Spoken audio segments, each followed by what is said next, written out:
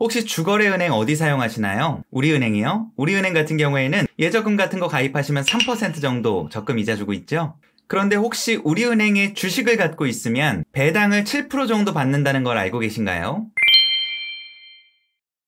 보통 은행이나 증권사 같은 기업들은 배당금을 좀 높게 주는 편입니다. 실제로 제가 상담을 하다 보면 은행에 예적금만 저축을 하시는 분들이 많이 있으신데요. 이러한 적금을 해당 은행의 주식으로만 전환을 해줘도 연간 발생하는 이자가 훨씬 더 높아지실 수 있으실 겁니다. 은행의 주 수익 구조는 예대 마진 구조인데요. 쉽게 이야기하면 예금과 대출의 그 사이의 마진이라고 보시면 돼요. 예를 들면 내가 은행에다가 1,000만 원 정도를 예금으로 맡겼다고 한번 가정해 볼게요. 그러면 은행에서는 맡겨줘서 감사합니다 라고 하면서 약 3%, 2% 정도의 이자를 주겠죠. 그런데 만약에 누군가가 대출을 하러 온 거예요. 1,000만 원 정도로 빌리러 온 건데 이 사람한테는 신용대출 이자라는 걸 떼어가겠죠. 보통 신용대출 이자가 현재 기준으로 한 6에서 10% 정도 나오니까 은행은 정확히 말하면 내 돈을 가지고 누군가한테 빌려주는 꼴이 될 건데 그 사이 마진으로 3에서 7% 정도를 남길 수 있다라는 겁니다. 그래서 규모가 어느 정도 있는 은행 같은 경우에는 이러한 흑자 구조가 계속해서 이어질 수가 있는 거예요. 쉽게 이야기하면 은행 돈 한 푼 안 들이고도 어떻게 보면 수익을 낼 수 있는 구조라는 거죠. 실제로 은행은 최근 역대급 흑자를 계속해서 갱신해 나가고 있습니다. 더군다나 지금처럼 기준금리를 낮추고 있는 상황에서는 은행은 저축 상품의 금리는 빠르게 낮추지만 대출과 연동된 금리라고 하는 코픽스 금리는